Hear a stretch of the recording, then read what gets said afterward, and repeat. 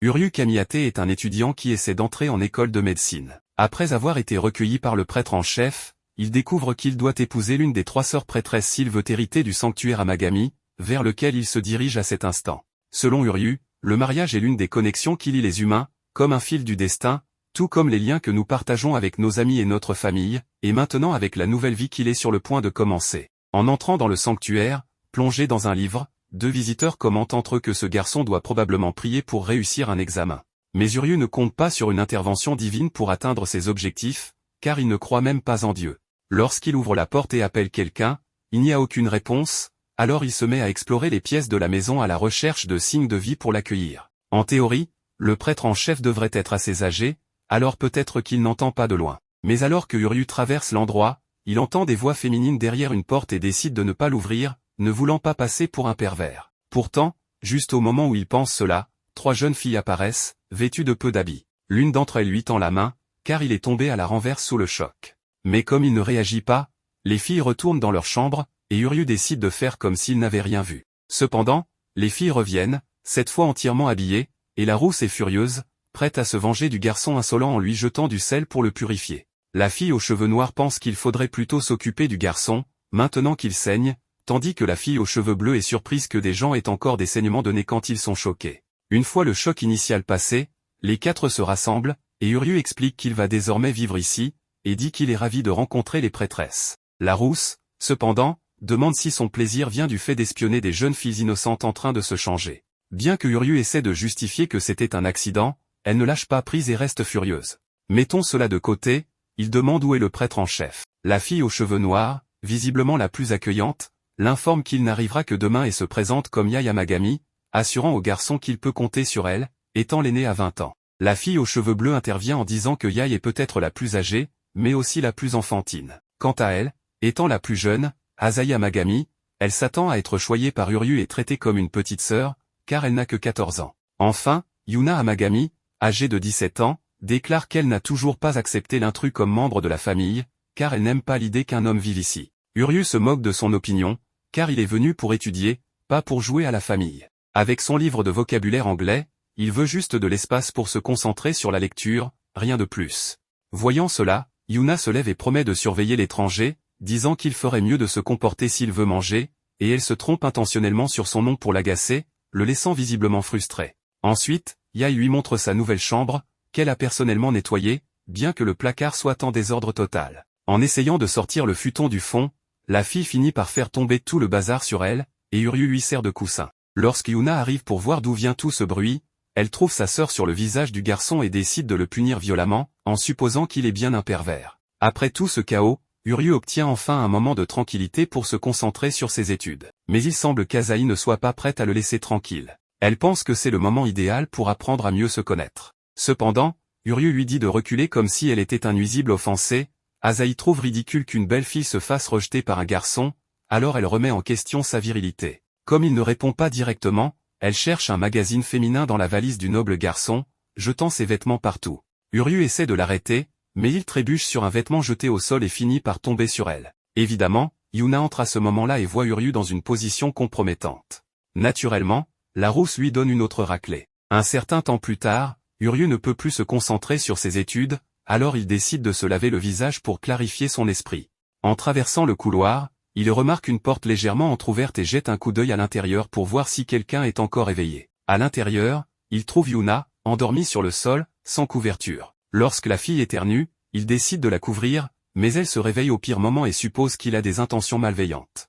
Yuna se débat et donne un coup de pied au pauvre garçon, ce qui le fait tomber sur elle. Asahi et Yae se précipitent dans la pièce après avoir été réveillés par le bruit, et on peut déjà imaginer la scène, Uryu est encore une fois sur la rousse. Mais au lieu de réagir de la même manière, les 2 autres filles ferment simplement la porte et s'excusent d'avoir interrompu. Uryu essaie de les convaincre que c'était un accident, mais une fois de plus, il est ignoré. Après un nouvel incident, les 4 se rassemblent à nouveau, et Uryu demande à Yuna ce qu'elle faisait debout si tard. Elle explique que sa sœur fabriquait des talismans à la main, et la rousse le prévient de ne pas toucher au papier, sinon ils perdront leur pouvoir sacré. Uryu demande alors pourquoi elle met autant d'efforts à fabriquer ces talismans pour les visiteurs, alors qu'elle ne gagne même pas d'argent avec. Elle répond que c'est naturel pour elle de le faire. Asahi explique davantage que les 3 sœurs relient les divinités aux gens qui leur prient, car c'est le devoir d'une prêtresse de donner protection afin que des miracles puissent se produire. Uryu demande ensuite pourquoi toutes les trois portent des cordes rouges, et Yae révèle que ces cordes leur ont été laissées par leur mère, bien qu'elle ne puisse plus la voir depuis qu'elle est décédée. Yuna croit que ces cordes unissent leurs sentiments à ceux de leur mère, et selon Asahi, c'est comme un trésor pour elle. Changeant de sujet, la rousse demande pourquoi le jeune homme est encore éveillé à cette heure-là, ce à quoi il répond qu'il étudie pour entrer à l'école de médecine de Kyoto. Yuna est surprise, pensant qu'il n'était qu'un pervers impoli, tandis que l'aîné l'assure que les divinités du sanctuaire accordent le succès aux examens. De plus, c'est le temps de l'accomplissement des vœux, connu sous le nom de règne des étoiles filantes. Selon une ancienne légende, lors des nuits de printemps, quand les étoiles tombent, si l'on se baigne dans la pluie de poussière d'étoiles, son vœu se réalisera tant que l'on prie les divinités chaque jour. En entendant cela, Uryu rit et dit que c'est ridicule, car les pluies d'étoiles filantes de cette période de l'année sont de petite échelle et se désintègrent dans l'atmosphère avant d'atteindre la Terre. Même si l'une d'elles atterrissait, elle écraserait simplement quiconque par l'impact. C'est pourquoi Uryu pense que pour quelqu'un de croire à de telles absurdités, son cerveau doit être fondu. En entendant cela, Yuna perd son calme et menace de maudire le nouvel arrivant, et Yae doit la retenir. Le lendemain, Uryu continue de soutenir que les amulettes et les prières ne fonctionnent pas, et puisque le travail d'un prêtre est de relier les gens aux divinités, il ne pourrait jamais s'imaginer dans ce rôle. En voyant Yuna avoir du mal à communiquer avec un enfant en anglais au sanctuaire, il intervient et dit à l'enfant, dans sa propre langue, de prendre le talisman et d'en prendre soin. Après que la petite fille soit partie, Uryu fait remarquer à Yuna qu'elle devrait étudier davantage l'anglais pour mieux accueillir les visiteurs étrangers et il lui propose de l'aider dans ce domaine. Yuna est d'abord agacée, mais finit par admettre qu'il l'a aidée et accepte de travailler sur son anglais. Juste après cela, un fort vent souffle dans leur direction et un oiseau passe, emportant le chouchou que sa mère lui avait laissé. Elle demande à ses sœurs de l'aider à chercher le chouchou, mais l'après-midi se termine et elles n'ont rien trouvé. Les sœurs l'assurent que les divinités les aideront, mais Uryu, lassé de ses discours, dit que les vœux de quelqu'un ne se réaliseront pas simplement parce qu'il prie. Yuna rétorque avec la même intensité que les divinités n'abandonneraient jamais quiconque demandant de l'aide. Après que les filles aient calmé l'argument, Yuna lui dit qu'il ne lui appartient pas d'être ici et s'en va. De retour dans sa chambre, Uryu se dit qu'il est préférable de rester à l'écart de la rousse. Peu de temps après, Asahi et Yae frappent et entrent, mais il n'est pas là. L'aîné trouve une photo de lui avec sa mère. D'après ce que leur a dit leur grand-père, Uryu a perdu sa mère lorsqu'il était très jeune et a grandi dans un orphelinat. En mettant les pièces ensemble, elle suppose qu'il a dû prier les divinités tous les jours, mais son vœu ne s'est jamais réalisé, ce qui explique pourquoi il est athée, croyant que seuls les efforts des gens peuvent changer leur réalité. Asahi plaisante en disant qu'Uryu est similaire à Yuna, car tous deux cachent leurs véritables sentiments, et la sœur du milieu entend cette partie. Uryu s'oppose immédiatement et dit qu'il avait seulement prévu d'être un docteur. Chidori lui assure qu'être prêtre est flexible et qu'il peut avoir 2 emplois. Teste également, mais quand Chidori les ignore, Uryu insiste qu'il n'ira pas jusqu'au bout. Chidori l'informe calmement qu'il prévoit de le transférer dans une école qui augmenterait ses chances d'entrer dans l'université de ses rêves. En entendant cela, Uryu le supplie de pardonner son insolence et lui demande combien de petits-enfants il veut. Chidori rit en s'éloignant tandis que Uryu prévoit de trouver un moyen d'échapper à tout mariage indésirable. Plus tard, les filles tiennent une rue dirigée par Yuna, qui pense que le vieil homme doit être atteint de démons. Les autres filles conviennent qu'il serait bizarre de se marier avec lui à l'improviste, et Yuna ajoute que Uryu ne croit même pas en Dieu. Elles se demandent ce qu'elles peuvent faire, alors Yuna propose de trouver un moyen de le chasser de la maison. Après le début de l'opération, Yuna dit à Uryu qu'il devra faire des tâches ménagères au lieu de se prélasser. Sa première tâche est la cuisine, donc Yuna lui monte plus vite que le cerveau de Uryu. Elle pense qu'il n'y arrivera jamais avec ses ingrédients, mais elle se trompe quand il présente un plat digne de Alain Ducasse. Les filles se jettent rapidement sur la nourriture, et bien que le repas soit impeccable, Yuna dit que Uryu n'est pas encore tiré d'affaire. Ensuite, il est obligé de faire la lessive. Yuna espérera sous la chaleur du soleil, tandis que Uryu se demande s'il est sage de lui donner accès à leurs draps. Uryu ne sourcille même pas en voyant leurs sous-vêtements, et cela devient plus difficile pour les filles de supporter la scène. Après cette humiliation auto-infligée, Uryu plie le linge en piles nettes comme si elles étaient neuves. Cependant, Yuna insiste que ce n'est pas encore son arme secrète, Uryu devra nettoyer la chambre de Yae. La chambre de Yae ressemble à une véritable porcherie, alors Yuna lui souhaite bonne chance pour sa mission. Uryu se demande par où commencer, car son nez est assailli par une odeur nauséabonde. Il découvre que la source est des peintures à l'huile, car Yae est une majeure en articles. Uryu a failli perdre la vie en cours de route, mais à la fin, Uryu s'oppose immédiatement et dit qu'il avait seulement prévu d'être un docteur. Chidori lui assure qu'être prêtre est flexible et qu'il peut avoir 2 emplois. Les filles protestent également, mais quand Chidori les ignore, Uryu insiste qu'il n'ira pas jusqu'au bout. Chidori l'informe calmement qu'il prévoit de le transférer dans une école qui augmenterait ses chances d'entrer dans l'université de ses rêves. En entendant cela, Urui le supplie de pardonner son insolence et lui demande combien de petits-enfants il veut. Chidori rit en s'éloignant tandis que Urui prévoit de trouver un moyen d'échapper à tout mariage indésirable. Plus tard, les filles tiennent une réunion anti-Urui dirigée par Yuna, qui pense que le vieil homme doit être atteint de démence. Les autres filles conviennent qu'il serait bizarre de se marier avec lui à l'improviste, et Yuna ajoute que Urui ne croit même pas en Dieu. Elles se demandent ce qu'elles peuvent faire, alors Yuna propose de trouver un moyen de le chasser de la maison. Après le début de l'opération, Yuna dit à Urui qu'il devra faire des tâches ménagères au lieu de se prélasser. Sa première tâche est la cuisine, donc Yuna lui montre un réfrigérateur plus vide que le cerveau de Urui. Elle pense qu'il n'y arrivera jamais avec ses ingrédients, mais elle se trompe quand il présente un plat digne de Alain Ducasse. Les filles se jettent rapidement sur la nourriture, et bien que le repas soit impeccable, Yuna dit que Urui n'est pas encore tiré d'affaire. Ensuite, il est obligé de faire la lessive. Yuna espère qu'il s'effondrera sous la chaleur du soleil, tandis que Urui se demande s'il est sage de lui donner accès à leurs draps. Étonnamment, Urui ne sourcille même pas en voyant leurs sous-vêtements, et cela devient plus difficile pour les filles de supporter la scène. Après cette humiliation auto-infligée, Urui plie le linge en pile net comme si elles étaient neuves. Cependant, Yuna insiste que ce n'est pas encore fini et sort son arme secrète. Urui devra nettoyer la chambre de Yae. La chambre de Yae ressemble à une véritable porcherie, alors Yuna lui souhaite bonne chance pour sa mission.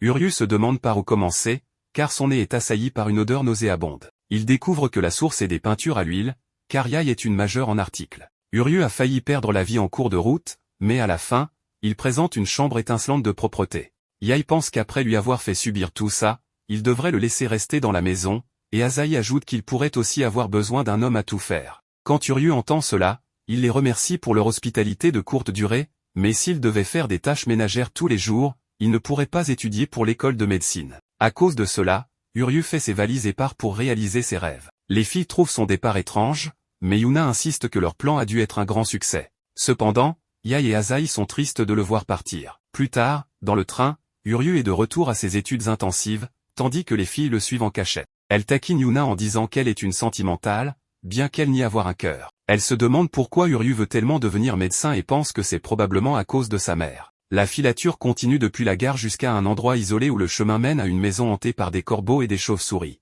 Yuna s'inquiète que Urui ait prévu de vivre dans les bas quartiers parce qu'elle l'a expulsé, mais Urui les surprend en leur faisant peur. Elle se demande ce que font tous ces enfants, tandis que ces derniers essaient de nommer les planètes sur leur poitrine. Urui leur demande ce qu'ils font là, mais il est interrompu par le propriétaire de la maison, le docteur Mahiro. Ils entrent à l'intérieur, et Mahiro explique qu'elle gère un orphelinat appelé Iseki. Elle remercie les filles d'avoir accueilli un bon à rien comme Urui et dit qu'elles sont trop jolies pour être ses futures épouses. Elle les rassure en disant que Urui a de bonnes qualités et le taquine sur son rêve de devenir médecin à cause d'elle. Urui l'interrompt avant qu'elle ne mentionne ce qu'il fait la nuit, puis il insiste sur le fait qu'il ne retournera pas au sanctuaire ni ne les épousera. Mahiro lui met rapidement la main sur la bouche et le menace en lui rappelant les faveurs qu'elle lui a accordées pour lui obtenir un foyer d'accueil. Les enfants accourent vers Urui pour lui montrer leur grue en papier, et quand Urui est surpris, une autre fille nommée Shirai apparaît. Urui se demande ce qu'elle fait là, mais elle dit qu'elle rendait juste visite. Les filles se demandent qui elle est, alors Urui explique qu'elle est une amie d'enfance qui vivait aussi là. Asahi parie que c'est à cause de Shirai que Urui s'habille comme un garçon, mais Yuna lui dit d'arrêter. Un des enfants montre sa grue en papier aux filles et dit qu'elle est pour sa mère. Soir explique qu'il s'occupe aussi des parents dont les maladies les empêchent de prendre soin de leurs enfants. C'est pourquoi il fabriquait des grues en papier en guirlande à leur envoyer. Les filles trouvent que c'est une excellente idée, mais Urui dit que c'est une perte de temps. Yuna lui dit qu'il a tort et dit aux enfants d'ignorer le rabat-joie pendant qu'elle les aide à fabriquer leurs grues. Après un moment, les filles montrent leurs grues, et c'était un désastre. La grue de Yuna était beaucoup trop complexe, Yuna était trop lente, et Asahi était trop maladroite. Les enfants se rassemblent autour de Urui, disent que les filles sont une perte de planètes jumelles, et lui demandent son aide. Urui ne peut pas résister à leurs supplications et les aide à faire 1000 grues en papier. Les filles s'émerveillent de sa compétence, tandis que Urui se lamente d'avoir perdu son précieux temps avec ses enfants bruyants. Cependant, quand il entend un enfant se demander si la grue aiderait vraiment sa mère à aller mieux, cela déclenche un souvenir de son passé. Il prend la grue et la donne à l'enfant, lui assurant que lorsque les médecins verront les charmes, ils feront de leur mieux. L'enfant se réjouit instantanément. Mahiro entre et dit aux filles que Urui est si bon à faire des grues en papier parce qu'il en a plié des milliers pour sa mère. À cause de cela, il est celui qui comprend le mieux les enfants. Les filles réalisent alors que Urui veut devenir médecin à cause des enfants. Shirai ajoute que Urui a toujours été là pour eux quand ils étaient anxieux ou tristes. Mahiro attire l'attention des filles et leur dit de bien prendre soin de Urui. Plus tard, Les filles continuent de jouer dehors avec les enfants pendant que Mahiru félicite Uryu d'avoir attrapé 3 filles du sanctuaire. Cependant, Uryu se plaint qu'elle voulait qu'il fasse toutes les corvées, rendant difficile l'étude. Mahiru lui dit que Uryu a toujours été capable de faire beaucoup de choses avec ses mains, mais que sa bouche a eu du mal à suivre. Elle l'assure cependant que ces 3 filles sont venues jusqu'ici parce qu'elles tiennent à lui, et qu'il ferait une erreur s'il pensait qu'il n'était pas le bienvenu. Elle lui rappelle alors que lorsqu'il était enfant, il voulait l'aider avec toutes les corvées ou s'occuper des enfants, mais Mahiru lui avait dit qu'elle était heureuse de tout faire elle-même. Uryu sourit et décide de ne plus se plaindre, même si cela signifie tout faire comme elle le faisait. Mahiru approuve et lui souhaite bonne chance. Plus tard, les filles taquinent Uryu en disant qu'il a un faible pour Mahiru, mais il leur dit de se taire et explique qu'il lui doit la vie. Il s'excuse ensuite d'avoir été égoïste et d'avoir quitté la maison de cette manière, et propose de faire toutes les corvées qu'elles veulent. Yuna lui dit qu'elles deviendront paresseuses s'il fait cela, alors elles offrent toutes de l'aider, car ils sont une famille maintenant.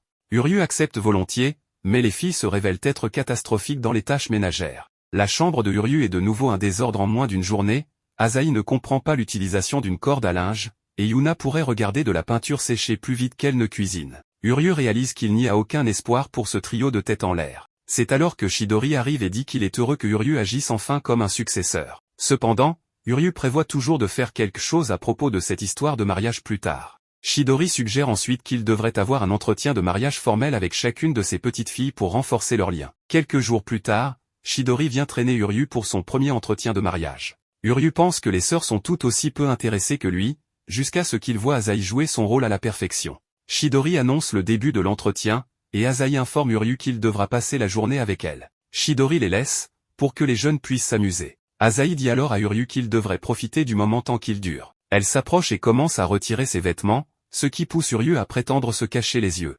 Malheureusement, tout ce qu'il voit, c'est une planche parlante qui veut aller courir. Peu de temps après, Asahi et Uryu se mettent à courir ensemble, et elle explique que courir, c'est comme respirer pour elle. Uryu ne la prend pas au sérieux, puisqu'elle est la plus insouciante des sœurs. Asahi menace alors de le laisser derrière. Uryu, sûr de lui, affirme qu'elle ne pourrait jamais le distancer, jusqu'à ce qu'il se retrouve à moitié mort 5 heures plus tard. Il rentre chez lui, espérant prendre une douche, mais trouve la porte grande ouverte, révélant la poitrine nue d'Asahi. Elle plaisante en disant qu'elle préfère l'air libre, mais Uryu la traite de malade. Le lendemain matin, Uryu se rend compte qu'il a trop dormi et blâme Asahi de l'avoir épuisé. Cependant, Asahi apparaît soudainement dans son lit et lui dit qu'elle aimerait continuer leur entretien avant de le forcer à une session de course matinale. Elle souhaite d'abord acheter une nouvelle paire de chaussures de course. Uryu l'accuse de l'utiliser, mais Asahi lui répond qu'elle doit dire à son grand-père qu'ils ont bien fait l'entretien. Uryu voit que la salle de stockage a subi le même sort que sa chambre, ravagée comme par une tornade, mais Asahi est trop occupée à fantasmer sur le fait d'être enfermée seule avec un garçon. Les dieux de l'intrigue interviennent rapidement et ferment les portes, les empêchant de sortir. Asahi annonce que la porte est vieille et ne s'ouvrira pas facilement. Uryu tente de trouver une solution, quand il remarque qu'Asahi commence à buguer et à agir différemment de son comportement habituellement séducteur. Il se souvient de ce qu'elle a dit dans la salle de bain et devine qu'elle a peur des espaces confinés. Asahi essaie de le nier, mais quand Uryu la voit trembler, il pose sa main sur sa tête pour la calmer. Il lui propose alors de s'agripper à son dos pour se protéger pendant qu'il tente de casser la fenêtre. Plus tard ce matin-là, Uryu parvient finalement à faire un trou suffisamment grand pour qu'il puisse passer. Asahi remarque ses mains meurtries et est touchée par son courage, jusqu'à ce qu'elle réalise à quelle hauteur il se trouve et commence à hésiter. Il se traîne finalement en bas et ouvre la porte pour Asahi, qui a l'audace de le taquiner sur sa phobie. En sortant, Asahi le remercie pour son aide, et Uryu lui dit qu'en y repensant, elle a parfois un côté enfantin. Asahi devient aussi rouge que ses anciennes notes et le nient, mais soudain, Yuna et Asahi arrivent en courant pour lui demander où elle était passée toute la matinée. Asahi leur dit qu'elle a passé une nuit inoubliable avec Uryu, ce qui déclenche la jalousie de Yuna. Le lendemain, Uryu se prépare à affronter Yuna, mais lorsqu'il la voit en mode femme parfaite, il se demande si le monde est en train de s'effondrer. Ils se promènent ensemble, et Yuna agit de manière inhabituellement douce et gentille. Uryu se demande qui est cette personne et ce qu'elle a fait de Yuna, jusqu'à ce qu'il la voie repousser un chat. Plus tard, Uryu demande à Yuna pourquoi elle agit de façon étrange. Soudain, Yuna le pousse et essaie de le séduire, mais Uryu la repousse, insistant sur le fait qu'il ne voulait pas faire des bébés craqués. Yuna finit par retrouver son attitude autoritaire et explique qu'elle ne fait tout ça que pour le bien du sanctuaire. Elle part ensuite cueillir des fleurs, tandis que les autres filles disent que c'était vraiment difficile à regarder. Plus tard, Uryu demande aux filles pourquoi Yuna en fait trop alors qu'elle le déteste apparemment. Les filles révèlent que Yuna essaie seulement de les protéger du sort cruel de devoir épouser le visage pas très beau de Uryu. Apparemment, elle a toujours été comme ça. Uryu demande alors aux filles ce que Yuna aime. Plus tard, il dit à Yuna de se changer pour qu'ils puissent continuer leur entretien. Il l'emmène ensuite dans un café à chats, et bien qu'elle essaie de nier être une amoureuse des chats en cachette, elle ne peut s'empêcher de faire des petits bruits mignons. Elle suggère soudain qu'ils partent, mais quand Uryu lui rappelle qu'ils viennent d'arriver, elle dit qu'elle ne peut pas se permettre d'être paresseuse. Uryu lui dit que les filles s'inquiètent parce qu'elle se surmène pour le sanctuaire, mais Yuna insiste sur le fait que c'est sa mission. Uryu peut comprendre, mais il lui rappelle que ses sœurs comptent aussi, et qu'elle devrait considérer son temps libre comme faisant partie de sa mission.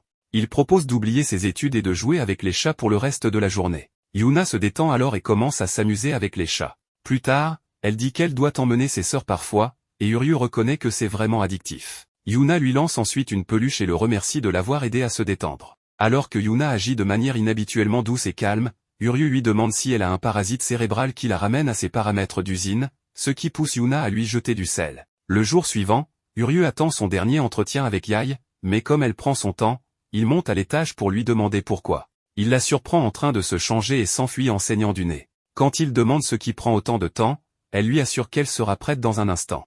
1 heure passe, et Uryu revient, prêt à lui rentrer dedans, mais il découvre qu'elle n'est plus dans la chambre. Quand il interroge les filles, elles n'ont aucune idée d'où elle est allée, et quand Yuna commence à paniquer, Uryu essaie de deviner où elle pourrait être. Plus tard, Uryu trouve Yae en train de dessiner au sanctuaire Inari et lui demande ce qu'elle fait. Quand Yae lui demande comment il l'a trouvée, il répond que le dessin de renard un peu effrayant lui a donné un indice. Il insiste ensuite pour savoir pourquoi elle a abandonné l'entretien. Yae lui demande alors s'il a vraiment un faible pour elle. Lorsqu'il lui dit d'arrêter, elle lui répond que c'est un secret et lui assure qu'il découvrira bientôt la réponse.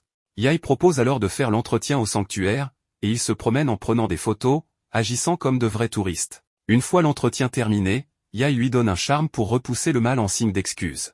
Alors qu'il s'éloigne, Uryu se demande s'il y a plus à découvrir chez Yae qu'une simple tête en l'air. Mais elle lui demande soudainement qui il a choisi d'épouser. Yae énumère les qualités de Yuna et Asahi, mais pour elle, elle dit qu'elle a quelque chose de beaucoup plus doux et rebondissant à offrir. Uryu est embarrassé et fait un faux pas, tombant en arrière. Sa vie commence à défiler devant ses yeux, révélant des souvenirs qu'il ne reconnaît pas, laissant entendre qu'il épousera les 3 sœurs. Il se réveille ensuite et se rend compte que tout cela n'était qu'un rêve. Plus tard, il se dirige vers la chambre de Yae pour découvrir ce qui s'est réellement passé après leur entretien, mais l'idiot ne lui est d'aucune aide. Yuna arrive et gronde Uryu pour avoir dérangé Yae, puis elle l'envoie chercher des gâteaux pour un invité important. Pendant que Uryu est au magasin, il entend des gens parler du prochain festival d'Amagami, mais ils n'ont pas été au sanctuaire depuis longtemps. Quand Uryu revient à la maison, il trouve l'invité important qui leur conseille de mettre le sanctuaire en vente. Chidori présente l'homme aux cheveux blancs comme Miemon, qui est en quelque sorte le mécène du sanctuaire. Miemon explique que, puisque le sanctuaire n'attire plus autant de clients qu'avant, il devra arrêter son soutien financier, mais il leur propose de garder la maison. Lorsque leur mère était encore en vie, elle arrivait à rassembler 1000 personnes pour le festival, mais depuis son décès, ils n'atteignent même pas 30% de ce chiffre. Soudain, le visage de l'homme se ride comme la peau d'un vieux centenaire alors qu'il se moque de leur mère qui s'était épuisée à la tâche. Yuna manque d'éclater de colère, mais ses sœurs parviennent à la calmer. Uryu interrompt rapidement l'homme cruel et essaie de conclure un marché en promettant d'attirer 5000 visiteurs au festival. Lorsque l'homme avertit que ses rêves sont enfantins, Asahi prend sa défense et affirme qu'ils ne sont plus des enfants. Yae demande poliment au vieil homme amer de leur accorder plus de temps, et ils s'inclinent tous pour l'apaiser. Miemon accepte l'accord, mais refuse de leur donner de l'argent pour le festival, ajoutant que s'ils échouent à attirer 5000 personnes, ils devront aussi renoncer à la maison. Après avoir entendu cela, Uryu est surpris d'entendre les filles accepter les conditions avec le soutien total de Chidori. Avant de partir, Miemon leur montre son grave problème de conjonctivite et les avertit de ne pas regretter leur décision. Par la suite, Yuna réprimande Uryu pour avoir provoqué le frère cadet du diable, et les filles essaient de trouver un plan pour réussir. Quand elles remarquent que Uryu a disparu, elles le trouvent en train de feuilleter les anciens registres du festival et se disent qu'il pourrait y avoir une chance de réussir avec cela. Le lendemain, Uryu a l'air épuisé, comme s'il allait devenir un zombie, lorsqu'il informe les filles d'une diminution du nombre de stands au festival. Les filles expliquent que depuis la mort de leur mère, elles se sont éloignées des propriétaires de stands, et Chidori était trop occupée à s'occuper d'elles pour maintenir les relations. Cependant, les filles insistent sur le fait qu'elles sont maintenant assez grandes pour gérer le festival seules. Uryu suggère de recourir au plan B, qui consiste à utiliser les réseaux sociaux pour attirer l'attention des gens. Yuna le rassure en disant qu'elles sont des maîtresses d'Internet. Leur première affiche s'avère horrible, alors Uryu propose de les utiliser comme les filles de la campagne. Asahi se moque de lui pour avoir pensé qu'elles étaient mignonnes, mais Uryu n'a pas honte d'admettre qu'il les trouve jolies. Yuna s'oppose à faire une chose aussi vulgaire en tant que prêtresse du sanctuaire, alors Asahi se porte volontaire, affirmant qu'elle est la sœur la plus mignonne. Malheureusement, elle n'était assez mignonne que pour obtenir un seul j'aime, probablement de la part du fantôme de leur mère. Comme cela n'a pas fonctionné, elles essaient une photo plus osée de Yuna, mais seulement 2 personnes ont réagi. Frustrée, Asahi se tourne alors vers la taille extravagante de Yae pour attirer l'attention, mais cela n'obtient aucun j'aime, et Uryu a dû se laver les yeux. Uryu souligne qu'elle ne fait pratiquement pas de publicité pour le sanctuaire ou le festival, alors Asahi prévoit d'essayer des photos plus classiques en uniforme de prêtresse. À ce moment, Yuna apparaît et la traite d'échec en tant que prêtresse pour avoir manqué de respect à Dieu. Asahi réplique et insiste sur le fait que c'est Yuna qui échoue en pensant que Dieu est la seule chose importante à considérer. Alors que les filles s'affrontent, Yae apparaît et les avertit de se comporter correctement pour ne pas s'attirer ses foudres. Cependant, au dîner, les filles ne se disent pas un mot, ce qui dérange Uryu. Plus tard, Uryu trouve Yuna en train de pratiquer ses poses de selfie. Il lui demande si elle s'est réconciliée avec Asahi, puis lui montre à quel point Asahi a travaillé dur, en lui demandant si elle pense toujours qu'elle est un échec. Yuna envoie à Asahi un selfie pour demander des conseils, et lorsqu'Asahi lui répond avec enthousiasme, Yuna la prend dans ses bras par derrière et s'excuse d'avoir été désagréable. Les filles se réconcilient, et Yae arrive en courant pour se joindre à ce moment sentimental. Pendant que les filles s'amusent, Uryu prend une photo qui devient virale. Elle continue à créer du contenu vidéo sur le sanctuaire, qui connaît également un grand succès. Grâce à cela, Uryu suggère de passer à la phase 2, qui consiste à créer des articles en édition limitée à vendre. Yae est chargée de concevoir les talismans, mais 2 jours plus tard, Uryu devient presque fou de lui demander les designs. La tête en l'air avait procrastiné tout le temps, mais elle lui assure qu'elle les lui fournira le lendemain matin. Plus tard, Uryu se rend compte qu'ils sont en difficulté, car tout ce que disait Yae était un mensonge. Lorsqu'il vérifie sa chambre, elle est déjà partie. Pendant ce temps, Yae est près de la rivière, observant un drame entre poissons, et c'est en voyant les poissons amoureux qu'elle trouve enfin l'inspiration pour son propre design. Le lendemain matin, Uryu montre aux filles ses designs de talismans de remplacement, mais elles lui disent de continuer à étudier la médecine à tout prix. Juste à ce moment-là, Yae arrive avec le nouveau design, que tout le monde salue immédiatement pour son génie. Yae explique que le design sur le thème de l'amour a pour but d'attirer les jeunes et les célibataires désespérés. Uryu gronde Yae pour avoir été trop indulgent avec son rythme et promet de la surveiller de plus près la prochaine fois, mais les filles le traitent de pervers pour avoir voulu espionner une femme plus âgée. Cependant, Yae se sent reconnaissante qu'il soit prêt à aller aussi loin pour elle. Maintenant que leur succès sur les réseaux sociaux et les nouveaux designs de talismans sont prêts, les filles sont enthousiastes pour le festival, mais Uryu leur dit qu'il leur reste une chose importante à faire. Plus tard, elles se dirigent vers le quartier commerçant de la ville, en cachant leur nervosité. Elles finissent par rencontrer les propriétaires de stands d'autrefois, et Uryu leur demande de les aider à faire du festival un succès. Après avoir expliqué que le sanctuaire avait des difficultés financières, Uryu et les filles s'inclinent pour demander leur aide. À leur grande surprise, les propriétaires de stands sont plus qu'heureux de les aider. Les filles espéraient ne pas imposer, mais les propriétaires expliquent qu'ils discutaient déjà du festival de toute façon. Ils avouent qu'ils étaient réticents à se rendre au sanctuaire depuis le décès de la propriétaire précédente, mais ils n'auraient jamais pensé que le sanctuaire serait en difficulté. Leur famille avait été aidée par les Amagami pendant des générations, ils étaient donc ravis de les aider à protéger le sanctuaire. Uryu et les filles les remercient pour leur aide, puis les propriétaires de stands suggèrent de tenir une réunion stratégique immédiatement. Plus tard, alors que les filles observent Uryu avec les propriétaires de stands, elles se rappellent leur mère. Elles admettent avoir appris tellement de choses grâce à lui et croient enfin pouvoir faire du festival un succès. Le jour du festival arrive et Uryu et les filles se préparent pour accueillir les visiteurs et sauver le sanctuaire. Cependant,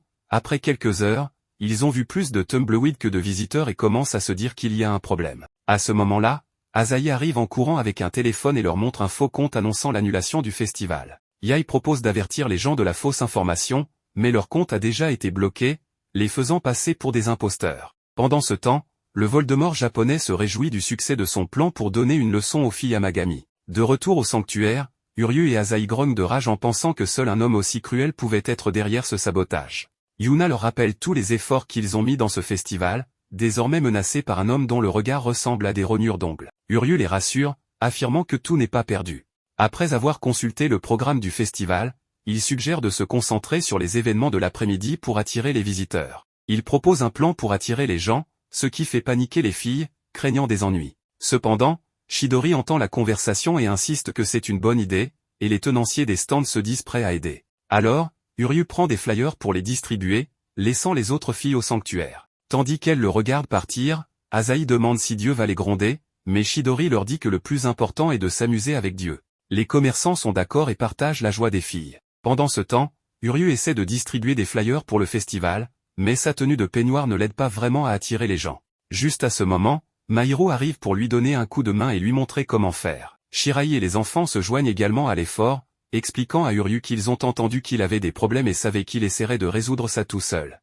Ensemble, ils parviennent finalement à distribuer les flyers juste à temps pour l'attraction principale. Un peu plus tard, les filles défilent sur un char, vêtues de peignoirs, ce qui attire la foule. Voyant à quel point les prêtresses du sanctuaire sont mignonnes, les spectateurs décident de rester pour le festival. Miémon, observant la scène, déplore l'échec de son plan.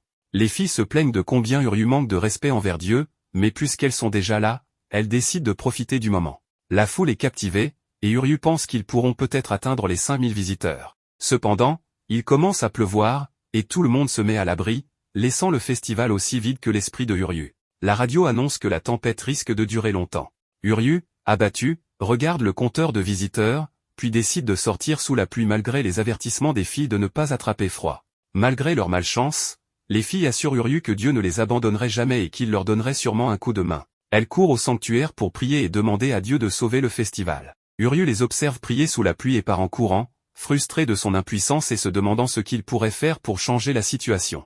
Puis, tout à coup, la tempête prend fin, et Uryu voit quelque chose d'incroyable. Les filles le rejoignent pour s'assurer qu'il va bien, et Uryu leur montre une scène digne d'un conte de fées, lui faisant croire que cela pourrait vraiment être un miracle. Quelques instants plus tard, les filles donnent une représentation au sanctuaire sous les cerisiers en fleurs. La foule les regarde agiter leurs éventails en parfaite synchronisation, et une spectatrice partage même ce moment en direct sur les réseaux sociaux. Après quelques agitations de clochettes supplémentaires, la performance se termine par une révérence.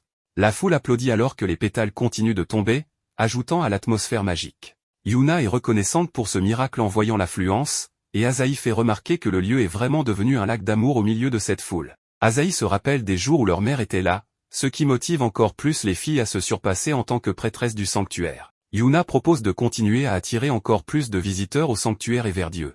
Grâce à cet engouement, un grand nombre de personnes se rendent au festival, et les créations de Yae connaissent un succès immédiat. Uryu gère la boutique presque tout seul, jusqu'à ce que Mahiru arrive pour l'aider, provoquant les remerciements sincères de Uryu. Mahiru, elle, est heureuse de pouvoir cosplayer en prêtresse du sanctuaire, mais surtout de voir que beaucoup de gens ont pu découvrir le festival. Elle fait remarquer combien il est difficile de vivre dans un sanctuaire, et Uryu se plaint d'être constamment bousculé par les filles, n'ayant presque plus de temps pour étudier. Il est toujours perturbé par la question de devoir épouser l'une d'entre elles, ce qui le stresse. Cependant, Mahiru remarque tout ce que Uryu fait pour les aider, et il avoue qu'il veut simplement que tout le monde soit récompensé pour ses efforts. À la fin de la journée, le groupe se rend compte qu'il ne leur manque qu'une seule personne pour atteindre leur objectif, et qu'il ne reste plus que 5 minutes. Miémon arrive pour les narguer, mais, contre toute attente, il leur annonce qu'ils ont réussi et qu'il continuera de les soutenir. Ils lui disent qu'il manque une personne pour atteindre les 5000 visiteurs, alors Miémon leur propose de l'ajouter à la liste.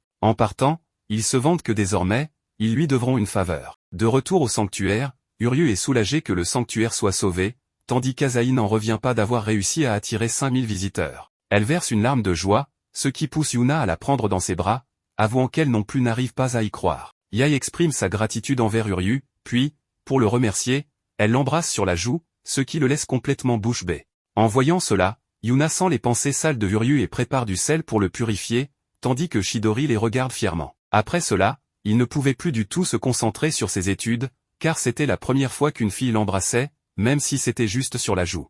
Uryu pensait que la sœur aînée tombait amoureuse de lui. Asahi a remarqué son air amoureux et a compris ce qu'il traversait, alors elle a proposé de l'aider en essayant de découvrir si Yae l'aimait vraiment ou non. Elle est directement allée demander à Yae ce qu'elle pensait de Uryu, et Yae a répondu que c'était un garçon gentil. C'était difficile à deviner, mais Uryu pensait que Yae l'aimait peut-être. Cependant, Asahi lui a montré que cela signifiait que Yae se souciait très peu de lui. Malgré tout, il était difficile de comprendre les vrais sentiments de Yae, car elle est un peu dans la lune. Asahi a alors prévu de mettre Yae dans une situation où elle devrait avouer ses véritables sentiments, en la forçant à courir, ce qui la déstabilisait à cause de ses mouvements. Finalement, Yae a abandonné et a déclaré qu'elle ne se souciait pas de Uryu. De retour à la maison, les deux sœurs se sont retrouvées dans le bain, où Asahi a demandé à Yae pourquoi elle avait embrassé Uryu. Yae savait que Uryu était un gars gentil qui faisait de son mieux pour elle, mais il était forcé de les épouser. C'est pourquoi Asahi lui a demandé si elle l'aimait vraiment ou non. Yae voulait garder cela secret et a ensuite dit à Uryu qu'elle ne comprenait pas ses propres sentiments. Uryu trouvait étrange de demander conseil à quelqu'un de plus jeune. Asahi n'aimait pas que Uryu la traite comme une enfant, pour le punir, elle lui a mordu l'oreille pour lui montrer qu'elle était aussi une fille, puis s'est enfuie sans lui dire pourquoi elle l'avait fait. Le lendemain matin, Uryu était tellement troublé par les deux sœurs qu'il ne pouvait même pas se concentrer pour se brosser les dents. Puis la troisième sœur est arrivée, clairement en train de cacher quelque chose, car elle mentait très mal. Yae est alors entrée, et Uryu lui a dit que Yuna agissait de façon étrange. Yae a conseillé à Yuna d'être honnête, mais elle ne voulait pas, ce qui a donné un indice à Uryu qu'il valait mieux ne pas s'impliquer. Il est donc retourné à ses études jusqu'à minuit, et en sortant, il remarqua un calme inhabituel. Il vit alors Asahi espionner Yuna, qui préparait un talisman très lentement avec ses mains. Asahi lui a expliqué que c'était pour son anniversaire, qui tombait le lendemain, et que Yuna préparait ce talisman en cadeau. Yae, quant à elle, avait aussi préparé un cadeau, de nombreuses peluches de grande taille. Les deux sœurs ont alors rivalisé pour savoir lequel de leurs cadeaux était le meilleur. Dans leur dispute, elles tombèrent et déchirèrent leurs propres cadeaux. Asahi est arrivé, et les deux sœurs ont vu qu'il était minuit, donc l'anniversaire d'Asahi. Voyant leurs cadeaux abîmés, elle les consola en leur disant qu'elles avaient préparé leur présent avec tout leur cœur, c'était tout pour elles, ce qui a rendu les choses meilleures. Cependant, Uryu se sentait mal de voir les cadeaux dans cet état, alors le lendemain matin, quand les sœurs sont descendues après une bonne nuit de sommeil, Asahi leur a montré que Uryu avait réparé leurs cadeaux toute la nuit avant de s'endormir. Il a souhaité un joyeux anniversaire à Asahi, ce qui était un geste vraiment gentil. Uryu rêvait alors qu'il recevait un baiser de Yuna et, à son réveil, Mahiru l'a convoqué à l'orphelinat. Yae et Asahi sont ensuite venus demander de l'aide à Uryu, mais il n'était pas là. Yuna leur a dit qu'il était parti voir Mahiru et leur a demandé d'être moins dépendante de lui. Elle leur a aussi rappelé que Yae l'avait embrassé, en leur demandant ce qu'elle ferait si Uryu s'emballait à cause de cela. Elle a aussi demandé à Asahi si elle pensait encore à quelque chose d'étrange, la qualifiant de vraie perverse, ce qu'Asahi n'a pu nier. C'est ainsi qu'elles ont reçu de longues leçons de la part de Yuna. Malgré cela, Yuna traite toujours Uryu avec froideur, ce qu'elles ne peuvent pas faire, car il les a toujours aidées. Uryu était avec Mahiru, qui lui a remis son uniforme par erreur, car il avait été livré à l'orphelinat. Uryu pensait qu'elle aurait pu l'envoyer directement au sanctuaire au lieu de le convoquer, mais Mahiru lui dit qu'elle voulait le voir. Elle lui demanda comment se passait sa nouvelle vie au sanctuaire. Uryu n'aimait pas beaucoup ça, car il devait nettoyer la chambre de Yae, Yuna était lente comme une tortue dans ses tâches, et Asahi n'était pas doué pour les travaux ennuyeux. Cela donnait l'impression que Uryu faisait presque tout pour elle, ce qui pouvait sembler envahissant, mais c'est ainsi qu'il est, toujours à travailler dur pour les autres. Mahiru lui conseilla alors de se concentrer sur ses études, puisqu'il s'apprête à entrer à l'école de médecine. Uryu décida de prendre un peu de distance avec les sœurs, mais en chemin, il vit que Yuna l'attendait. Elle semblait avoir quelque chose à lui dire, mais resta silencieuse, ce qui le rendait nerveux. Finalement, Yuna lui donna un massage d'épaule et commença à lui attacher ses lacets, ce qui le rendit timide, ne comprenant pas pourquoi elle agissait bizarrement ce jour-là. Elle lui dit qu'elle voulait lui montrer sa gratitude, et tout ce moment ressemblait exactement à son rêve où le baiser avait eu lieu.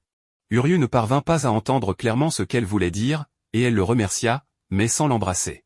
Puis, un enfant bouscula Yuna, ce qui fit que le rêve se réalisa presque. Uryu évita de justesse l'accident, et en se déplaçant, il remarqua que Yuna était sur le point de lui jeter du sel, mais elle le lança dans les airs et lui dit de partir, trouvant qu'il était stupide de rester dans cet accident. Uryu savait déjà cela, mais Yuna sentit les premiers élans de l'amour. Cette nuit-là, Uryu fait un rêve où les filles se dirigent vers un nouveau sanctuaire à Arashiyama. Là-bas, Yuna se comporte de manière étourdie, Yae a une expression de choc sur son visage, et Asahi semble évanoui. La dernière chose qu'il voit, c'est toutes les filles qui dorment à ses côtés avant qu'il ne se réveille. Plus tard, au petit déjeuner, Yuna suggère qu'ils aillent à Tsukigami. Quand Uryu demande ce que c'est, Asahi lui répond que c'est un sanctuaire à Arashiyama, ce qui rend Uryu nerveux. Le maître du sanctuaire a enseigné aux filles comment être prêtresses, et maintenant qu'elles reçoivent plus de visiteurs que d'habitude, elles auront à nouveau besoin de son aide. Uryu se remet encore du choc quand Asahi lui demande s'il veut les accompagner, mais Uryu refuse catégoriquement. Il retourne dans sa chambre, déterminé à empêcher son rêve de se réaliser. Soudain, Chidori entre et dit à Uryu qu'il a un objet important à livrer. Quelques instants plus tard, Uryu se précipite dans la rue avec une boîte mystérieuse. Lorsqu'il arrive au sanctuaire, il réalise que le futur ne sera pas si facile à changer. Plus tard, Uryu entre avec l'objet de Chidori et révèle qu'il contient apparemment quelque chose de maléfique. Les filles se demandent si un esprit maléfique a été scellé à l'intérieur, mais Yomiko leur dit de se calmer et se présente à Uryu en tant que prêtresse supérieure. Uryu demande ce qu'est une prêtresse supérieure, et Asahi lui explique que c'est un rang dans la prêtrise, ce qui fait de Yomiko la maîtresse des prêtresses. Uryu demande alors ce qu'il doit faire avec la boîte, et Yomiko lui dit de lui laisser. Elle commence à dégager une aura de super-héros et ouvre la boîte, mais il s'avère qu'elle ne contient que des mochis à la cannelle, ce qui pousse Uryu à maudire silencieusement le vieux prêtre rusé. Yomiko les place sur la table pour que tout le monde en profite, tandis que Uryu la surveille de près. Pendant qu'il mange, Uryu explique que le sanctuaire de Tsukigami est dédié au dieu de la lune, qui guide les gens hors de leurs soucis vers la lumière et l'espoir. Yuna ajoute que même les rêves peuvent se réaliser au sanctuaire, bien que cette partie ressemble davantage à un conte de fées. La légende dit que, lors de la nuit de la pleine lune, si l'on traverse l'arc-en-ciel illuminé, ces rêves se réaliseront. Après cela, les filles expliquent à Yomiko qu'elles reçoivent plus de visiteurs au sanctuaire et qu'elles ont du mal à gérer, donc elles ont besoin de ses conseils. Yomiko dit qu'elle comprend et commence à s'adresser à chacune des filles. Elle dit à Asahi qu'elle est devenue bien plus jolie depuis leur dernière rencontre, elle dit à Yuna d'arrêter de l'appeler maître car ce n'est pas mignon, puis elle touche la poitrine de Yae pour voir si elle a du jus, ce qui fait se demander à Uryu si elle est bien saine d'esprit. Après cela, elle annonce qu'elle a réservé une auberge avec des sources chaudes pour tout le monde, ce qui enthousiasme les filles à l'idée de se détendre. En se rendant à l'auberge, Uryu dit qu'il doit partir et retourner à ses études. Soudain, il remarque un groupe de prêtresses alignées, et Yomiko explique qu'il est d'usage pour elles d'exprimer chaque jour leur gratitude aux dieux. Yuna est impressionnée par les compétences de Yomiko qui supervise autant de prêtresses, et même Uryu doit admettre qu'il l'a sous-estimée. Asahi rassure les filles en disant que leur sanctuaire sera aussi prestigieux un jour, alors Yomiko la récompense par des caresses sur la tête et un manque flagrant de distance personnelle. Les autres filles se joignent à la discussion, et Uryu les observe en train de créer des liens avec Yomiko. Avant que Yomiko ne puisse les renvoyer, Uryu demande à Yomiko pourquoi elle a évité les questions des filles lors du déjeuner. Yomiko félicite Uryu pour son sens de l'observation, mais elle explique qu'elle ne leur a pas donné de conseils parce que c'est trop pour elles à gérer. Lorsque les filles essaient de protester, Yomiko leur demande si elles sont vraiment prêtes à se dévouer entièrement au sanctuaire. Elle souligne qu'Asahi et Yuna approchent de leurs années d'examen d'entrée, tandis que Yae doit commencer à penser à un projet de carrière après l'université. Elle leur rappelle qu'elles n'ont qu'une seule vie et leur conseille de découvrir quels sont leurs vrais rêves. À ce moment-là, Yuna insiste qu'elle est prête à consacrer sa vie à sa famille, aux visiteurs du sanctuaire et à Dieu, implorant l'aide de Yomiko. Cependant, Yomiko lui dit qu'un simple sens des responsabilités ne suffit pas.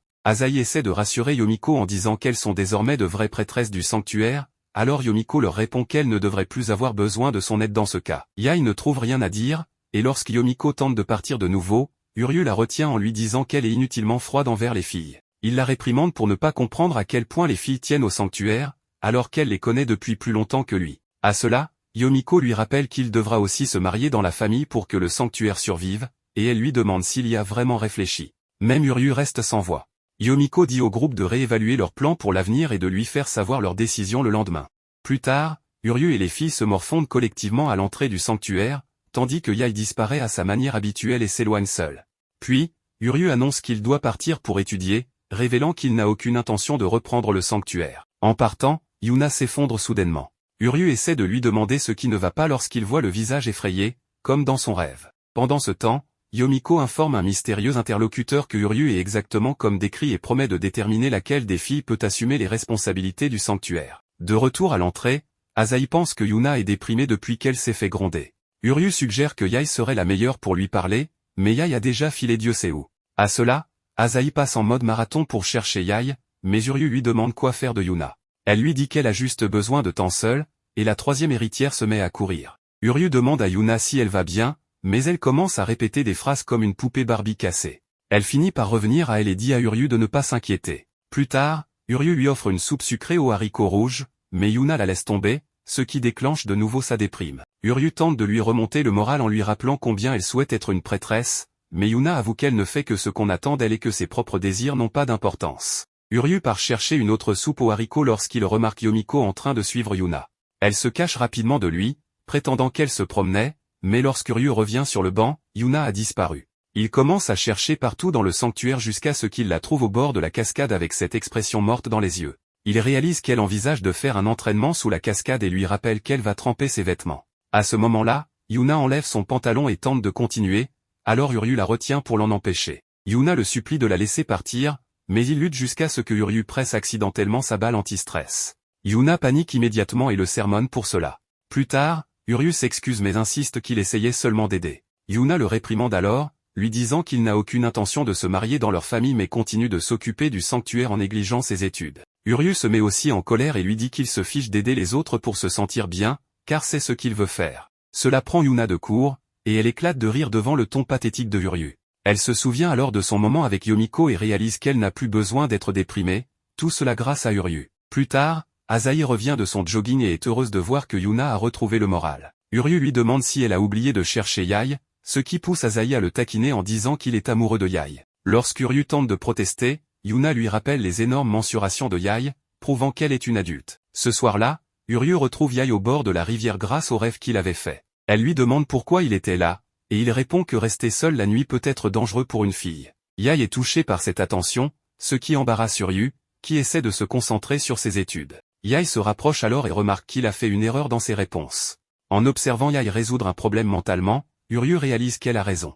Il s'interroge sur la manière dont elle peut être à la fois une enfant prodige et une tête en l'air. Yae explique simplement qu'on lui a appris beaucoup de choses dans sa jeunesse. Uryu lui demande ce qu'elle sait encore faire, et Yae énumère tout, de l'arrangement floral aux arts martiaux. Quand Uryu souligne combien elle a d'options pour son avenir, Yae se demande si elle deviendra designer, mathématicienne ou femme au foyer ruiné mariée à un gardien de sanctuaire blond. Après avoir taquiné Uryu, Yae propose qu'il rentre. Une rafale de vent se lève et il se retrouve dans la rivière, Yae au-dessus de Uryu. Une fois sorti, Yae remarque que Uryu risque d'attraper froid s'il rentre chez lui tout mouillé. Peu après, Uryu se retrouve dans les sources chaudes, se demandant pourquoi ses rêves continuent de devenir réalité. Pendant ce temps, Yae autorise Uryu à rester dans leur chambre, mais Yuna explique que ce n'était pas prévu. Yuna demande si quelque chose s'est passé entre Yae et Uryu. Lorsqu'Yae retourne la question, Yuna se souvient de l'incident avec la balle anti-stress et quitte rapidement la pièce. Après son départ, Asahi suggère que Yae prenne un bain avec Uryu pour s'excuser. Yae appelle alors Uryu en lui annonçant qu'elle va entrer. Uryu imagine Yae dans des positions indécentes avec lui dans la baignoire, ce qui le fait saigner du nez. Il cherche désespérément un endroit où se cacher mais finit par se réfugier derrière une plante. Yae devine ce que Uryu pensait et le traite de pervers pour l'avoir imaginé sans vêtements. Plus tard, Uryu tente de finir sa lecture pendant que Yae reste planté devant un distributeur automatique. Après 30 minutes, Uryu a terminé, mais Yae est toujours là, hésitant sur la boisson à choisir. Elle explique qu'elle n'arrive pas à se décider car elle ne sait pas ce qu'elle veut. Cela déclenche un souvenir d'enfance où une femme lui avait dit qu'elle n'avait pas besoin de prendre de décision, car sa vie était déjà tracée. Cette pensée paralyse Yae, incapable de faire un choix, jusqu'à ce que Uryu choisisse une boisson au hasard et la lui tende. Uryu comprend qu'elle a caché sa confusion et son anxiété tout ce temps. Il lui propose de la guider chaque fois qu'elle se sent perdue. En le regardant partir, Yae réfléchit à la gentillesse de Uryu et glisse la boisson dans son kimono. Quand Uryu lui demande pourquoi, elle répond qu'elle prendra ses propres décisions, lui rappelant qu'il est son petit frère. À l'heure du coucher, Asahi fait une blague et invite Uryu à dormir dans son lit, ce qui pousse Yuna à la gronder, refusant qu'ils dorment dans la même pièce. Uryu propose de dormir dans un placard, mais Asahi suggère que personne ne dorme du tout. Yuna rappelle leur conversation avec Yomiko prévue le lendemain. Uryu demande alors quels sont leurs rêves. Les filles deviennent nerveuses, mais il leur rappelle qu'il est désormais de la famille et qu'il a le droit de savoir. Asahi plaisante en suggérant qu'il pourrait tout révéler, ce à quoi Uryu réagit en lui disant d'arrêter de dire des choses qui prêtent à confusion.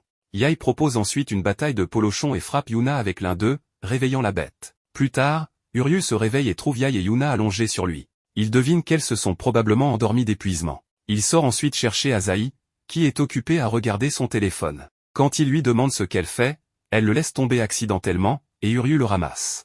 Uryu voit alors un mail indiquant qu'Asahi a été repérée par une école de Tokyo pour des courses de relais. Asahi admet qu'elle a en réalité été recrutée l'année dernière et qu'elle prévoit de déménager à Tokyo l'année prochaine. Uryu lui demande si elle en a parlé à sa famille et si elle quitte le sanctuaire. Elle répond que son grand-père est au courant, mais pas ses sœurs. Elle ne veut pas qu'elle s'inquiète et demande à Uryu de garder le secret. Uryu lui demande si elle a peur que ses sœurs ne la soutiennent pas, mais c'est en réalité le contraire, elle sait qu'elles le feront. Elle ne veut simplement pas en parler avec elle. Uryu trouve cette excuse ridicule et essaie de la traîner jusqu'aux filles, mais il trébuche et il tombe sur elle. Asahi en profite pour prendre des photos et menace de les divulguer s'il ne garde pas son secret. Cependant, Uryu refuse noblement, même s'il saigne du nez en voyant la version plat du décolleté d'Asahi. À ce moment, Yae et Yuna sortent de la chambre, ce qui pousse Asahi à s'enfuir. Yuna demande à Uryu ce qu'il a fait, alors il avoue avoir jeté un coup d'œil indiscret. Yuna le baptise avec du sel, et Uryu leur parle du plan d'Asahi de partir pour Tokyo. Cependant, les filles étaient déjà au courant. Elles expliquent qu'elles évitent d'intervenir dans les affaires de l'autre et que, même si Asahi a toujours été maladroite, elle a toujours été forte et persévérante. Uryu demande ce qui se passe si elle ne veut pas vraiment de ce chemin, alors les filles décident de lui demander ce qu'elle ressent. Elle réalise combien ce serait solitaire sans elle. Uryu propose une seule chose à faire. Peu après, Asahi court dans la forêt, se demandant si elle est condamnée à répéter son passé. Elle insiste sur le fait qu'elle veut juste devenir une adulte responsable. Uryu arrive et lui dit d'être honnête avec les filles. Yae et Yuna les rejoignent, et Uryu s'excuse de ne pas avoir gardé son secret. Il se rappelle son passé et lui dit qu'il serait triste qu'elle parte sans dire au revoir. Les filles assurent à Asahi qu'elles la soutiendront quoi qu'elle décide. Touchée, Asahi explique qu'elle veut répondre à leurs attentes. Cependant, les filles lui attachent son ruban et lui rappellent que les liens que leur mère a créés ne seront jamais brisés, même par la distance. Cela émeut Asahi, qui change d'avis sur Tokyo et annonce qu'elle veut que toutes les trois restent ensemble. Les filles s'étreignent pendant que Uryu les regarde, et Asahi réalise à quel point elle est fatiguée. Quelques instants plus tard, elle se réveille sur le dos de Uryu, qui lui dit qu'elle s'est endormie. Asahi le taquine en disant qu'il a su ce qu'elle ressentait tout ce temps et le félicite d'être un bon samaritain. Elle l'étreint alors fermement et déclare qu'elle se sent bien mieux maintenant. Plus tard, Uryu ouvre les yeux et découvre que les filles ont pris une apparence étonnamment mature. Elles lui disent qu'elles n'ont pas changé, bien qu'elles soient toutes devenues adultes maintenant. Puis elle lui rappelle le jour promis, et lorsqu'il demande de quoi il s'agit, elle lui rappelle sa promesse de réussir les qualifications de docteur et prêtre pour pouvoir les épouser. À ce moment-là, Uryu se réveille enfin pour de vrai et constate que les filles sont redevenues normales. Soulagé que tout cela n'était qu'un rêve, il se détend. Pendant ce temps, Mahiru rencontre Yomiko et la remercie pour le conseil concernant l'endroit où Uryu devrait séjourner. Yomiko confirme que Chidori cherchait à marier ses petites filles, ce qui a donc bien fonctionné au final. Mahiru se plaint que les filles soient trop mignonnes pour Uryu, ce à quoi Yomiko réplique qu'elle se comporte comme la mère de Uryu. Mahiru dit la même chose à propos de Yomiko, puis lui demande quelle est son histoire. 6 ans plus tôt, Yomiko s'était rendue au sanctuaire d'Amagami pour rendre hommage après la perte de la mère des filles. Elle avait demandé à Chidori quel serait l'avenir du sanctuaire, mais il ne savait pas non plus quoi faire. Soudainement, Yuna et les filles sont sorties de derrière les murs et ont supplié Yomiko de les prendre comme disciples, ce qui l'a totalement déconcerté. Peu de temps après, les filles avaient du mal à apprendre leur devoir de prêtresse, et Yomiko pensait sérieusement à fuir vers un pasteur jeune et cool pour échapper à la situation. Cependant, elle finit par décider de les faire s'incliner à 90 degrés pour leur enseigner la meilleure façon de respecter les autres. Après cela, les filles sont passées à l'entraînement pour retourner les feuilles, mais Asahi était particulièrement mauvaise dans cet exercice. Yomiko la gronde en lui disant qu'elle ressemblait plus à une vendeuse de mauvaises herbes qu'à une prêtresse, ce qui rend Asahi très triste. Yomiko se demandait comment elle allait pouvoir entraîner 3 petites filles, jusqu'à ce qu'elle entende Asahi promettant de travailler plus dur. Les 2 autres filles ont également promis de faire de leur mieux pour rendre leur mère fière, ce qui a ravi Yomiko. Elles ont commencé à s'entraîner seules et, petit à petit, les filles se sont améliorées. Cependant, Yomiko se demandait si elles étaient vraiment heureuses de suivre les traces de leur mère. Pour Yomiko, il semblait que leur journée joyeuse était passée en un instant. Après des années d'entraînement, les filles ont dû se dire adieu en larmes. Yomiko leur rappela qu'elles étaient encore des débutantes et qu'elles pouvaient toujours l'appeler si elles avaient besoin d'aide. Cela réconforta les filles, qui réalisèrent combien elles ressemblaient à leur mère. Dans le présent, Mahiru était amusé d'apprendre que Yomiko avait formé les filles. De son côté, Uryu finissait d'entendre l'histoire des filles, expliquant combien elles se sentaient seules lorsqu'elles ont compris qu'elles ne pouvaient plus voir Yomiko aussi souvent. Elles se rendirent compte du temps qu'elles voudraient passer avec Yomiko, bien que cette dernière soit très occupée. Mahiru demanda à Yomiko quel était exactement le problème avec les filles. Yomiko expliqua que Chidori l'avait confrontée au choix d'une successeur pour le sanctuaire. Cependant, elle ne pense pas que l'une d'elles devrait ressentir la pression de devoir le faire et qu'elle devrait plutôt suivre leur rêve. Elle se demanda si c'était déplacé de penser ainsi, étant donné qu'elle n'était même pas de leur famille. À ce moment-là, Mahiru et Uryu conseillèrent à Yomiko et aux filles qu'elles pouvaient devenir une famille, même si elles n'étaient pas liées par le sang. Les filles se redressèrent et, le soir venu, elles se mirent d'accord pour retrouver Yomiko sur le pont.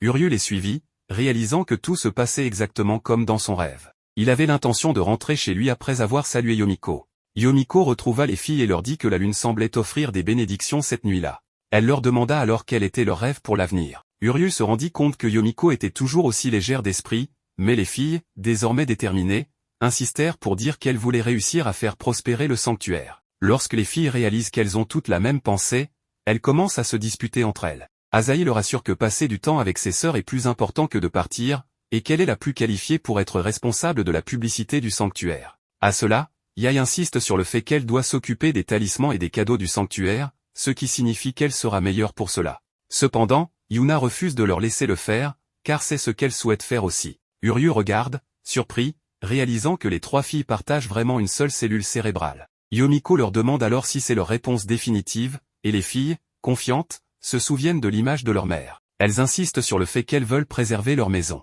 À ce moment-là, les filles exécutent la position à 90 degrés pour demander à Yomiko de les aider, ce qui fait presque pleurer Yomiko. Uryu, cependant, demande si c'est vraiment sage de laisser le sanctuaire d'Amagami entre les mains de 3 filles maladroites. Les filles sont outrées jusqu'à ce que Uryu demande à Yomiko de mieux les surveiller. Yomiko accepte et leur dit que leurs réponses sont en fait nulles. Elle souligne qu'elles n'ont aucune idée de la façon de gérer le sanctuaire et se sont fiées uniquement à leurs sentiments. Elle conclut qu'il est trop tôt pour choisir une successeur et qu'elle prendra plus de temps pour les réentraîner. Les filles ne peuvent pas le croire, mais Yomiko leur rappelle qu'elles peuvent toujours l'appeler si elles se retrouvent en difficulté. Les filles demandent alors si elles peuvent la voir même si elles ne sont rien de spécial, et Yomiko leur répond qu'elles sont les bienvenues. Après avoir célébré, Yomiko leur demande si elles sont prêtes à épouser Uryu si elles veulent vraiment réussir à gérer le sanctuaire. Elles se tournent toutes vers Uryu, qui se souvient de l'avertissement de Yomiko concernant la survie du sanctuaire qui dépend de lui. Pendant que Yomiko attend sa réponse, elle se souvient de Mahiru qui lui avait assuré que Uryu donnerait une réponse pas trop mauvaise. Uryu voit la détermination des filles et décide qu'il doit aussi faire de son mieux. Il sort son téléphone et montre aux filles des photos des garçons de l'orphelinat. Bien que les garçons soient encore un peu jeunes, Uryu dit qu'ils sont la meilleure alternative qu'il puisse offrir en tant que mari. Yomiko se souvient des mots de Mahiru à propos de Uryu, qui a eu du mal à se rapprocher de quiconque après la mort de sa mère. Cependant, après avoir surmonté ce défi, il devient l'allié le plus fiable. À ce moment, Uryu promet de soutenir les rêves des filles de toutes les manières possibles, et Yomiko comprend enfin ce que Mahiru voulait dire. Les filles continuent de discuter de leurs candidats et choisissent quel garçon elles préfèrent. Soudain, Yae dit chiffre pour Uryu, choquant les autres. Asahi acquiesce immédiatement, suivi de Yuna, qui prétend qu'elle ne ferait cela que pour le bien du sanctuaire. Comme aucune des filles ne parvient à se décider, Asahi suggère qu'elle l'épouse toutes. Soudain, des lumières brillantes entourent le pont, faisant trébucher les filles sur Uryu. Uryu se souvient alors de la légende selon laquelle la pleine lune exauce les rêves, et il réalise que les filles sont toutes allongées sur lui. Même les filles commencent à s'inquiéter que la suggestion d'Asahi finisse par se réaliser. Alors que les filles se chamaillent entre elles, Yomiko se réjouit de voir quel chemin elles choisiront et laisse les filles sous la garde de Uryu. Le lendemain, alors qu'il prépare le petit déjeuner, Uryu pratique à appeler les trois sœurs par leur prénom. Il s'exclame ensuite que cela commence à sembler naturel. À ce moment-là, les trois sœurs entrent et demandent ce qu'ils trouvent naturel. Uryu est alors surpris de les voir en uniforme scolaire. Pendant qu'ils prennent leur petit déjeuner, les sœurs discutent du fait que leur rentrée scolaire commence aujourd'hui. Asahi commente que beaucoup de choses se sont passées pendant les vacances d'été et qu'elles se sont bien amusées. Elle remarque que Uryu semble distrait et ne mange pas, ce à quoi il répond précipitamment que la nourriture est délicieuse. Yuna plaisante en disant qu'il est en train de complimenter sa propre cuisine, et Asahi ajoute que c'est typique de Uryu. Asahi demande ensuite à Uryu dans quelle école il va être transféré, mais Uryu semble oublier le nom et demande à Yuna si c'est son école. Yuna répond qu'il est impossible que ce soit son école, car elle est réservée aux filles. Cependant, après le départ de Uryu pour régler des documents administratifs, Asahi rappelle à Yuna que son école devient mixte cette année, permettant aux garçons d'y étudier également. Plus tard, à l'école, Yuna est choquée de découvrir que Uryu a été transféré dans sa classe. Le professeur explique que, puisque l'école vient de devenir mixte, Uryu est le seul garçon de la classe et invite les élèves à bien l'accueillir. Pendant la pause, Uryu se retrouve entouré de filles qui le complimentent sur son apparence et lui demandent s'il a une petite amie. Uryu, mal à l'aise, réfléchit à la situation étrange d'être le seul garçon de la classe. Yuna, de son côté, l'interpelle en lançant un papier vers lui et lui demande de la rejoindre. Lorsqu'il se retrouve seul, Yuna avertit Uryu de ne pas révéler qu'ils vivent sous le même toit et de limiter leurs interactions à l'école. Uryu, surpris, lui demande si c'est vraiment nécessaire de cacher cette information, ajoutant qu'ils n'ont rien fait de honteux. Yuna insiste sur le fait qu'elle ne veut pas que des rumeurs étranges circulent. Uryu accepte à contre-cœur. Durant les cours, Uryu réfléchit à l'avertissement de Yuna et conclut qu'il n'avait de toute façon pas l'intention de parler de sa vie personnelle. Il se concentre sur ses études et se réjouit d'avoir intégré une école idéale pour préparer son admission à l'université. Il se promet de remercier la personne âgée qui a rendu cela possible. Après les cours, une camarade de classe, Mitsuko, se présente à Uryu et lui dit qu'elle est la représentante de classe et qu'elle est chargée de l'aider.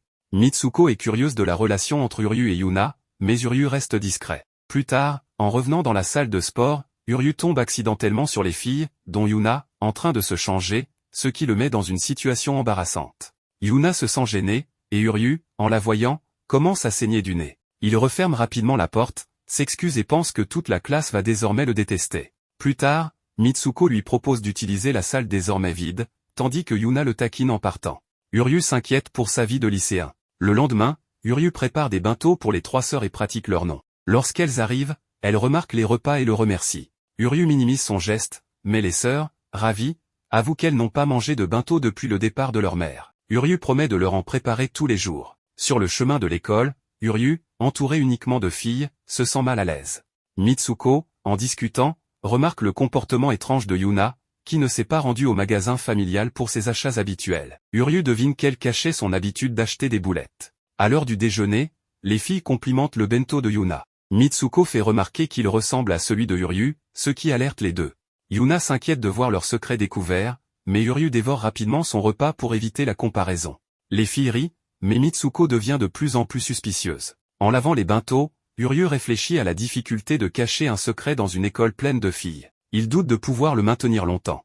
Alors qu'il s'apprêtait à partir, Uryu est surpris par l'arrivée soudaine de Yuna. Il s'excuse pour sa négligence et propose d'arrêter de préparer ses déjeuners, mais Yuna le remercie et lui demande de continuer. Elle suggère même quelques améliorations pour rendre les repas meilleurs, ce qu'Uryu accepte. Peu après, Asahi arrive et demande aussi des modifications pour son banc, notamment retirer les poivrons et ajouter du riz. Le lendemain, en rentrant, Uryu réfléchit à l'idée d'appeler les trois sœurs par leur prénom. En les voyant rentrer de l'école ensemble, il est surpris par leur complicité malgré leurs établissements différents, mais il décide de ne pas les approcher. Shirai le surprend alors en lui adressant la parole. Elle remarque son uniforme, plaisante sur son apparence et lui demande comment il s'adapte à sa nouvelle vie. Uryu répond qu'il s'y fait doucement et lui demande comment elle va depuis son départ. Shirai explique que tout se passe bien avec ses parents adoptifs. Elle remarque leurs changements respectifs au fil des ans, puis plaisante sur la vie d'Uryu avec trois filles, qu'elle imagine amusantes. Uryu corrige en disant qu'elles sont surtout agaçantes.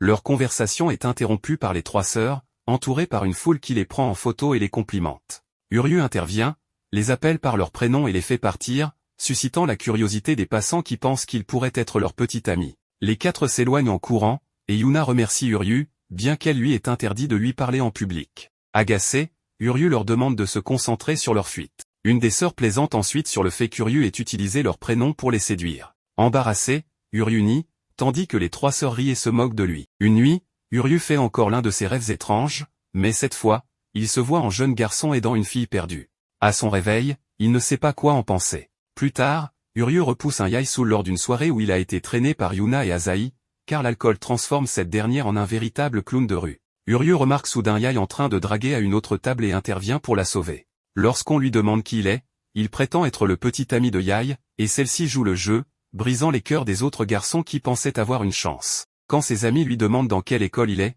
Yae ment et dit qu'il étudie à la faculté de médecine de Kyoto, impressionnant instantanément les filles. Cependant, Takeda, une autre étudiante de cette faculté, les rejoint plus tard et leur reproche leur réponse stupide. Elle tend à Yae une bouteille d'eau pour l'aider à se dégriser, et Yae la présente comme sa meilleure amie, qui connaît déjà la vérité sur Uryu. Soulagé, Uryu tente de lui serrer la main, mais Takeda la repousse sèchement, lui reprochant d'avoir agi comme le petit ami de Yae alors que ce n'était pas son rôle. Tandis que Uryu se remet de ce reproche, Yae semble insouciante. Plus tard, dans le train, Uryu s'excuse d'avoir prétendu être son petit ami, mais Yae lui assure que ce n'est pas grave. Quand Uryu lui demande si elle n'a jamais eu de relation sérieuse malgré sa popularité, elle répond qu'elle a eu de nombreux petits amis, mais qu'aucun ne tenait ses promesses de mariage. Touché, Uryu lui propose d'être son faux petit ami quand elle en aurait besoin. Yae le remercie, mais ajoute qu'il ne pourra pas la rendre heureuse en l'état actuel des choses, car avec la taille de ses portions de nourriture qu'il lui sert, elle a toujours faim après le repas. De retour chez lui, Uryu trouve le portefeuille de Yae par terre, ce qui lui rappelle une fois où il avait aidé une petite fille à retrouver ses parents. Yae avait acheté un snack pour calmer la fillette, et Uryu avait promis de la rembourser. En fouillant dans le portefeuille, Uryu découvre un permis de conduire avec le nom Reiko Ishijoji au lieu de Yae Amagami. Intrigué, il va dans la chambre de Yae pour l'interroger, mais ne trouve qu'un désordre habituel. Alors qu'il réfléchit à cette découverte, il entend du bruit à l'extérieur. Yae, toujours aussi énergique, propose une sortie nocturne. Bien que les autres préfèrent dormir, elle parvient à les convaincre en mentionnant des lieux exclusifs à Kyoto, dont un sanctuaire renommé. Ils finissent par partir en voiture avec Takeda, qui hésite d'abord à laisser Uryu venir, mais cède à la demande de Yae. En route, Uryu se demande comment aborder le sujet du permis tandis que les filles sont étrangement silencieuses. Lorsqu'ils atteignent leur première destination, supposée être remplie de lucioles, l'endroit s'avère aussi vide qu'un DM sur Tinder. Pendant que les filles cherchent les lucioles, Uryu tente d'attirer l'attention de Yae, mais Takeda les interrompt et propose de remonter le cours d'eau pour mieux observer les lucioles. Les autres filles partent, sauf Asahi, qui reste avec Uryu en prétendant qu'elle n'est pas une enfant fascinée par les lucioles. Pendant qu'ils attendent, Asahi demande à Uryu s'il préfère les pêches rondes ou les melons généreux. Embarrassé, Uryu répond qu'il n'a pas de préférence tant qu'il peut en savourer le jus frais. Asahi change alors de sujet et lui demande s'il préfère les cheveux longs ou courts, mais se ravise soudainement, regrettant d'avoir posé la question.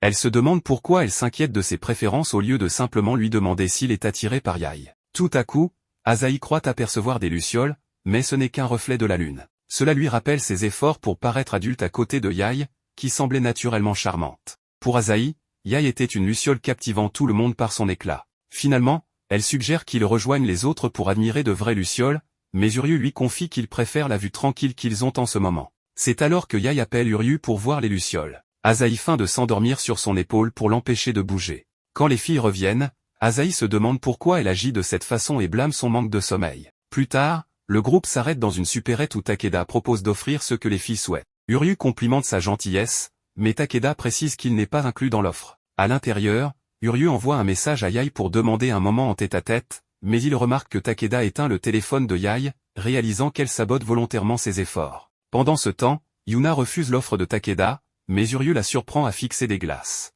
Pensant qu'elle essaie d'être prévenante envers les autres, il l'avertit que cela pourrait avoir l'effet inverse. Yuna active alors son mode boudeur et s'éloigne pour réfléchir. Elle finit par aller au rayon des produits allégés, se souvenant des conseils de sa mère pour rester responsable, mais elle n'arrive pas à se décider. À l'extérieur, elle trouve Uryu avec un sac rempli de glace. Il prétend avoir exagéré et lui demande de l'aider à tout finir. Ravie, Yuna s'empresse de s'empiffrer d'une semaine de calories. Quand Uryu la fixe en mangeant, elle le gronde pour l'avoir taquiné. Plus tard, Takeda admet à Uryu qu'il n'est pas si mal après tout et lui propose de l'inviter la prochaine fois. Avant qu'elle ne parte, Uryu lui demande si elle connaît une certaine Reiko Ishijoji. Lorsqu'il retourne au sanctuaire, Uryu découvre une réponse de Yaï, lui suggérant de parler sur place. Cependant, Takeda lui avait dit que Reiko Ishijoji n'existait plus dans leur monde.